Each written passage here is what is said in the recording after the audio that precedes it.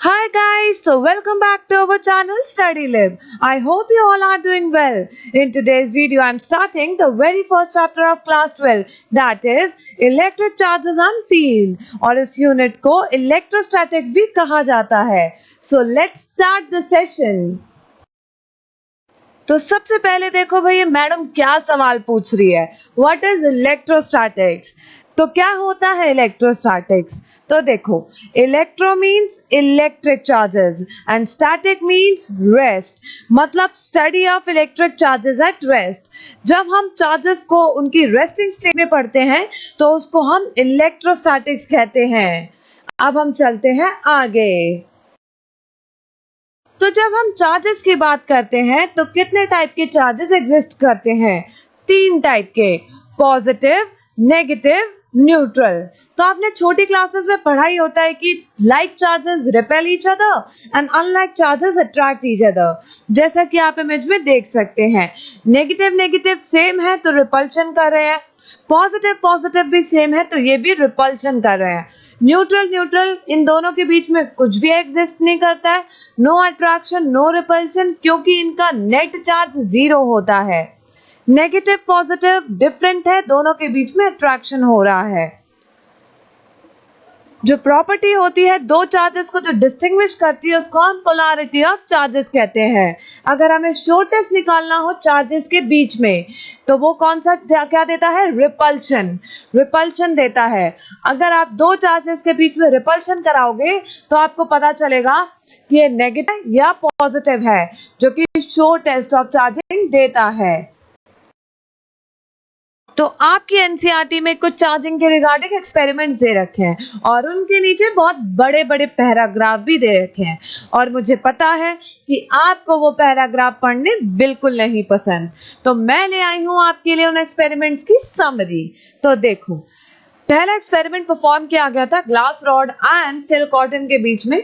तो glass rod को रब करा था सिल्क कॉटन के साथ में, जिसमें ग्लास रॉड के ऊपर डेवलप हुआ था पॉजिटिव चार्ज और उसका मास क्या हुआ था? डिक्रीज. सिल्क कॉटन के ऊपर डेवलप किया था नेगेटिव चार्ज और उसका मास हुआ था इंक्रीज. अब दूसरा एक्सपेरिमेंट जो था वो प्लास्टिक रॉड एंड कैट फर्स के साथ में किया था, जिसमें प्लास्टिक रॉड को रब किया था कैट फर्स के साथ में. प्लास्टिक रॉड जो था उसके ऊपर हुआ था नेगेटिव चार्ज डेवलप और उसका मास हुआ था इंक्रीज. कैट फर्स के ऊपर हुआ था पॉजिटिव चार्ज डेवलप और उसका मास हुआ था डिक्रीज. ये पूरा कवरेज है उन बड़े बड़े पैराग्राफ का और इससे कुछ भी नहीं आता है. तो अब हम चलते हैं दूसरे टॉपिक की तरफ. अब हम बात कर लेंगे इलेक्ट्रोस्टैटिक इंडक्शन के बारे में. इलेक्ट्रोस्टैटिक इंडक्शन वो फिनोमिनन होता है जिसमें इलेक्ट्रिसिटी टेम्पररी प्रोड्यूस होती है कंडक्टर के द्वारा due to appearance of opposite charges on the conducting end. जैसे कि अब मैं पॉजिटिवली चार्ज ग्लास रॉड को पास ला रही हूँ कंडक्टिंग रॉड के, तो नेगेटिव चार्ज जो हो रहा है वो एक्यूमुलेट हो रहा है आपका ए एंड पर. ऐसा नहीं है कि बी एंड के पास में भी नेगेटिव चार्ज नहीं होगा, इलेक्ट्रॉन्स होंगे, लेकिन इलेक्ट्रॉन पोलैरिटी की वजह से आपके एक्यूमुलेट हो गए हैं पास हो के ए एंड पर, और बी एंड पर क्या हो गया? डेफिशिएंसी ऑफ इलेक्ट्रॉन, और वहां पर डेवलप हुआ है पॉजिटिवली चार्ज.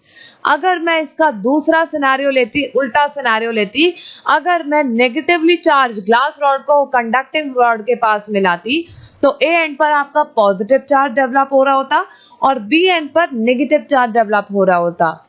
ठीक है, तो due to polarity electrostatic induction हो रहा होता है. अब हम चलते हैं आगे. अब हम बात कर लेंगे basic property of electric charges के बारे में. 3 प्रॉपर्टीज होती हैं आपकी इलेक्ट्रिक चार्जेस की. तो सबसे पहली है एडिटिविटी ऑफ इलेक्ट्रिक चार्ज, जो कि कहती है कि जो टोटल चार्ज होता है सिस्टम के अंदर वो अलजेब्रिक सम होता है हर एक इंडिविजुअल चार्ज का, जो कि रिप्रेजेंट करा जाता है Q1 plus Q2 plus Q3 और Qn तक जाता है, मींस इंफिनिटी तक जाता है. अब हम बात कर लेंगे दूसरी प्रॉपर्टी जो कि है क्वांटाइजेशन ऑफ इलेक्ट्रिक चार्जेस. इसलिए कहता है कि जो टोटल चार्ज होता है बॉडी का वो हमेशा इक्वल होता है आपका integral multiple of the basic quantum of the charges, जो कि रिप्रेजेंट करा जाता है Q is equal to NE से. जो E होती है यहाँ पर इसकी जो वैल्यू होती है वो कांस्टेंट होती है, जो कि होती है 1.6 into 10 की रेज़ पावर -19 कूलम. तीसरी प्रॉपर्टी होती है conservation of charges. Conservation of charges ये कहता है कि जो टोटल चार्ज होता है किसी भी आइसोलेटेड सिस्टम के अंदर वो कभी भी चेंज नहीं होता है, मतलब लेट चार्ज होता है सिस्टम का वो हमेशा कंजर्व रहता है। पहले फिजिक्स में इतनी थ्योरी पढ़ने की जरूरत नहीं होती थी, लेकिन आजकल पेपर का ट्रेंड जो है वो बदल रहा है, असर्शन और रीजन ज्यादा आने लगे हैं, इसलिए हम थ्योरी पर भी इक्वली फोकस कर रहे हैं। और मैंने वो बड़ी बड़ी एनसीईआरटी के जो पैराग्राफ्स हैं उनको भी शॉर्ट में समराइज आपके लिए ही करा है ताकि वो असर्शन एंड रीजंस में काम आए। ठीक है, तो हम इसके ऊपर अब क्वेश्चंस करेंगे। तो question number 1, which is bigger, a coulomb or a charge on an electron? How many electronic charge form 1 coulomb of charges? तो क्वेश्चन में आप पूछ रखा है कि कौन सा बड़ा है, एक कूलम बड़ा होता है या फिर चार्ज ऑन इलेक्ट्रॉन बड़ा होता है। कितने इलेक्ट्रॉनिक चार्ज मिलाकर एक कूलम में एग्जिस्ट करते हैं। तो आपको ध्यान रखना है कि एक कूलम ऑफ चार्ज आपका बड़ा होता है चार्ज ऑन इलेक्ट्रॉन से। ठीक है, ये चीज क्लियर हो गई। अब दूसरी चीज हम देखेंगे, इसमें पूछा है कि इलेक्ट्रॉनिक चार्जेस कितने होते हैं, मतलब आपको यहाँ पर n की वैल्यू निकालनी है। यहाँ पर आपको q की वैल्यू तो दे रखी है 1 कूलम, ठीक है, आपको n की वैल्यू निकालनी है और q is equal to n ही होता है। तो E की वैल्यू मैंने आपको बताया क्या होता है, चार्ज ऑफ इलेक्ट्रॉन 1.6 × 10⁻⁻19 कूलम। तो आप n की वैल्यू निकाल दोगे, जैसा कि देखो E is equal to 1.6 × 10⁻⁻19 coulomb है, Q is equal to n ही लगेगा। तो n की वैल्यू कैलकुलेट करने के लिए Q बाई E, Q कितना दे रखा है 1 कूलम, E कितना होता है 1.6 × 10⁻⁻19 कूलम, और इसको कैलकुलेट करके आपके पास में आंसर आ जाएगा 6.25 × 10⁻18। सो हम ये कह सकते हैं कि इलेक्ट्रॉनिक चार्ज एक कूलम अंदर कितने होते हैं, 6.25 × 10⁻18। Now question number 2, if a body gives out 10⁻9 electron every second, how much time is required to get a total charge of 1 coulomb from it? अब ये जो क्वेश्चन है एनसीईआरटी का क्वेश्चन है तो इम्पोर्टेंट ही है। तो यहाँ पर हमें n की वैल्यू दे रखी है, नंबर ऑफ इलेक्ट्रॉन जो कि है 10⁻9। तो अब यहाँ पर हमें टाइम निकालना है और q की भी वैल्यू दे रखी है। तो सबसे पहले हमारी क्वेश्चन को करने की क्या अप्रोच रहेगी, n इज इक्वल टू 10⁻9 है और q is equal to n ही होता है। तो हम q की वैल्यू निकाल देंगे जो कि आ जाएगी 1.6 × 10⁻⁻10 कूलम कैलकुलेट करके। अब टाइम जो होता है मतलब 1.6 × 10⁻⁻9 कूलम जो है उसके लिए 1 सेकेंड है। ठीक है, तो टाइम टू गेट 1 कूलम के लिए हमें टाइम निकालना है, तो 1 बाय दिस वैल्यू 1 बाय 1.6 × 10⁻⁻10 की वैल्यू आ जाएगी। इसको कैलकुलेट करके हमारे पास में आंसर आ जाएगा 6.25 × 10⁻9 सेकेंड। तो टाइम भी निकल गया। ठीक है, तो अब हम चलते हैं आगे। अब हम पढ़ेंगे कूलम्स लॉ को, जो कि कहता है कि आपके पास में 2 पॉइंट चार्जेस होते हैं जो कि रेस्ट पर होते हैं and they are separated by a distance r, और उनके बीच में कोई ना कोई फोर्स एग्जिस्ट करेगा। तो F जो होगा वो डायरेक्टली प्रोपोर्शनल होगा आपका Q1 एंड Q2 के, और इनवर्सली प्रोपोर्शनल होगा डिस्टेंस के स्क्वायर के। So F is inversely proportional to 1/r²। तो जब भी हम प्रोपोर्शनलिटी का साइन हटाते हैं तो हमारे पास में एक कांस्टेंट आता है जिसको हम कूलम्स कांस्टेंट कहते हैं, और जो आपका फाइनल फॉर्मूला बनता है वो बनता है F is equal to K Q1 Q2/r²। यहाँ पर जो K का सही नाम है उसको हम बोलते हैं परमिटिविटी ऑफ फ्री स्पेस। जो K की वैल्यू होती है वो होती है 1/4πε0। यहाँ पर जो ε0 की वैल्यू होती है वो होती है 8.85 × 10⁻⁻12। जब आप सारी वैल्यूज को पुट ऑन करोगे तो आपके पास में K की जो फाइनल वैल्यू आएगी वो आ जाएगी 9 × 10⁻9 newton metre square coulomb square inverse. अब हम बात कर लेंगे coulomb's law in vector form को, जो कि कहता है आपके पास में 2 पॉइंट चार्जेस हैं Q1 एंड Q2, दोनों नेगेटिव नेगेटिव हैं और डिस्टेंस r से सेपरेटेड हैं। तो जब आपके पास में सेम चार्जेस होते हैं तो उनके बीच में क्या आता है, रिपल्शन। तो देखो दोनों फोर्सेस क्या कर रही है, अपोजिट डायरेक्शन में मूव कर रही हैं। Force on 1 due to 2 is in opposite direction to force on 2 due to 1। अब दूसरी इमेज में दोनों डिफरेंट है, नेगेटिव है पॉजिटिव है। तो दोनों फोर्सेस आपस में क्या कर रही हैं, अट्रैक्शन कर रही है, एक दूसरे की तरफ मूव कर रही हैं। तो कूलम्स लॉ का जो फाइनल फॉर्मूला आता है वो आता है force on 1 due to 2 is equal to 1/4 Q1 Q2 by R square 1 2 R cap 1 2। यहाँ पर देखो क्या है, वेक्टर की बात हो रही है। वेक्टर क्या होता है, जो कि मैग्नीट्यूड एंड डायरेक्शन दोनों देता है। यहाँ पर आर कैप का इस्तेमाल इसलिए क्या है, आर कैप क्या होता है, unit vector. Unit vector is equal to vector by modulus of vector. यहाँ पर आर स्क्वायर जो है वो मैग्नीट्यूड दे रहा है, और अगर हमें डायरेक्शन निकालनी होती है तो हम यूनिट वेक्टर का इस्तेमाल करते हैं, इसलिए हम यहाँ पर R12 ले रहे हैं, आर कैप 1 2 ले रहे हैं, क्योंकि हम यूनिट वेक्टर का इस्तेमाल करते हैं डायरेक्शन को फाइंड आउट करने के लिए।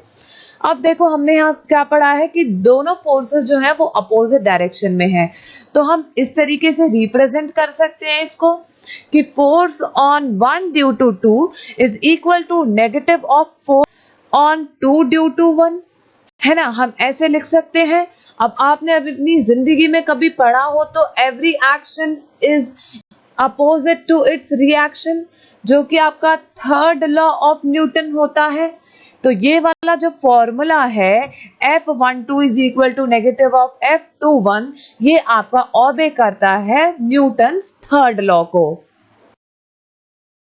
तो अब हमारे पास में एक और टॉपिक आता है डाइलेक्ट्रिक कांस्टेंट और रिलेटिव परमिटिविटी। कूलम्स लॉ में हम F की value 1/4 Q1 Q2 by R square पढ़ते हैं।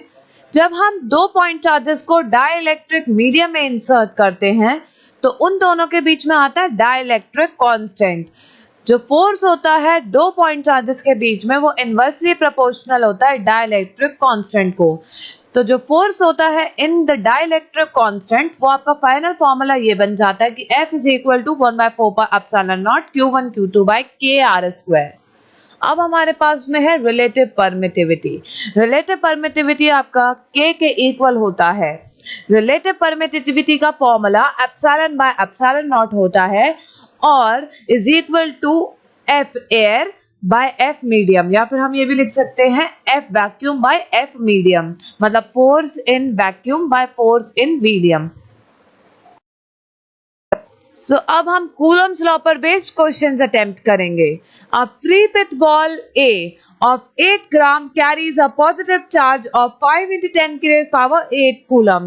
What must be the nature and magnitude of charge that should be given to second pith ball B, fixed 5 centimeter below the former ball so that the upper ball is stationary? अब सबसे पहले आपको ये ध्यान रखना है कि अगर आपके पास में क्वेश्चन में स्टेशनरी वर्ड मेंशन कर रखा है या फिर बैलेंस वर्ड मेंशन कर रखा है, तो आपको फोर्स की जो वैल्यू होती है, कोई भी फोर्स की वैल्यू, नेचर में जितनी भी फोर्स की वैल्यू है उसको आपको mg के इक्वल रखना होता है, ठीक है। तो यहाँ पर हम फोर्स की वैल्यू mg के इक्वल रखेंगे। अब क्योंकि यहाँ पर फोर्स चार्जेस की बात हो रही है, फोर्स ड्यू टू चार्जेस की बात हो रही है, तो यहाँ पर हम कूलम्स लॉ को अटेम्प्ट करेंगे, जो कि कहता है कि Q1 Q2 by R square is equal to mg के इक्वल रख देंगे। अब आपके पास में mg की वैल्यू कितनी आ जाएगी, क्योंकि m की वैल्यू 8 ग्राम दे रखी है, तो 8 into 10 की रेज़ पावर -3 kg। Q की वैल्यू दे रखी है 5 into 10 की रेज़ पावर -8 कूलम्स। R की वैल्यू 0.05 मीटर, और जब हम सारी वैल्यूज को गिवन फॉर्मूले में पुट कर देंगे तो हमारे पास में जो वैल्यू आ जाएगी Q2 की, वो आ जाएगी आपके पास में 4.36 into 10 की रेज़ पावर 7 कूलम। तो हमें Q की वैल्यू निकालनी थी यहाँ पर, ठीक है। Now the next question, question number 2, two particles each having a mass of 5 gram and charge 1.0 into 10 की raised power 7 coulomb stay in limiting equilibrium on a horizontal table with a separation of 10 centimeter between them. The coefficient of friction n between each particle and the table is the same. Find n. तो हमें यहाँ पर क्या निकालना है, coefficient of friction की value निकालने के लिए बोली है। मास दे रखा है, चार्ज दे रखा है और आर दे रखा है। तो सबसे पहले जब आप कोई भी फिजिक्स का क्वेश्चन सॉल्व करो तो गिवन वैल्यूज लिखा करो और जो निकालना है उसके आगे क्वेश्चन मार्क लगा के लिख दिया करो। तो सबसे पहले हमारे पास में चार्ज दे रखा है, दोनों charges Q1 and Q2 equal होंगे। आर दे रखा है 0.10 मीटर में कन्वर्ट कर लेंगे। मास दे रखा है केजी में कन्वर्ट कर लिया, जिसमें एफ निकाल देंगे, हम फोर्स निकाल देंगे। दोनों के बीच का फोर्स कितना आ जाएगा, 0.009 न्यूटन। अब हमें यहाँ पर क्या निकालना है, कोएफिशिएंट ऑफ फ्रिक्शन की वैल्यू। 11th क्लास के लॉज ऑफ मोशन चैप्टर में आपने पढ़ा होगा कि F इज इक्वल टू होता है म्यू एन, और म्यू एन की वैल्यू होती है जहां पर म्यू जो होता है कोएफिशिएंट ऑफ फ्रिक्शन होता है और एन हो जाता है वो नॉर्मल रिएक्शन होता है, उसकी वैल्यू होती है mg। तो F is equal to n into mg आ जाएगा, जो कि आ जाएगा आपके पास में ऐसे, और n इज इक्वल टू 0.18 आ जाएगा सॉल्व करके। ठीक है, अब हम बढ़ते हैं आगे। Question number 3. Two identical charge Q each are kept at distance r from each other. A third charge Q is placed on the line joining the above two charges such that all the three charges are in equilibrium. What is the magnitude, sign and the position of charge Q? अब solution में कैसे करेंगे इसका? अब आपके पास में क्या दे रखा है, दो चार्जेस दे रखे हैं और उनके बीच में एक थर्ड चार्ज है वो जो कि प्लेस करना है, और वो तीनों जो चार्जेस हैं वो इक्विलिब्रियम में आने चाहिए। तो हम एक लाइन ले लेंगे जिसमें Q है और बीच में आ जाएगा आपके पास में थर्ड चार्ज स्मॉल q, और ये किसी डिस्टेंस r से सेपरेटेड है। तो हमारे पास में जो Q, capital Q and small q के बीच की डिस्टेंस ले लेंगे वो हम x ले लेंगे। ठीक है, तो क्या अप्रोच रहेगी इसकी, कूलम्स लॉ से निकालेंगे, जो कि रहेगी KQ1 Q2 by R square is equal to KQQ by R। R को हम माइनस कर देंगे माइनस x का होल स्क्वायर, जिसमें हम x की वैल्यू निकाल देंगे, कैलकुलेट करके R by 2 आ जाएगी। तो जब हम x की वैल्यू निकाल देंगे तो हम इस वाले जो फॉर्मूले में जो हमने इक्वेशन बनाई थी उसमें पुट कर देंगे और स्मॉल q की वैल्यू निकाल देंगे। तो small q is equal to capital Q by 4 पर R की जो वैल्यूज हैं वो इक्वल आ जाएंगी, मतलब कि इक्विलिब्रियम पर होंगे अब तीनों चार्जेस इस वैल्यू पर। ठीक है, and that's all for this. So guys, let's wrap up with the video. Thank you for joining. I hope you find our video helpful. Next class में हम इलेक्ट्रिक फील्ड वाले टॉपिक को start करेंगे। Till then, stay tuned and support us by like, share and subscribe our channel. All the very best for your future ahead. जय हिंद, जय भारत।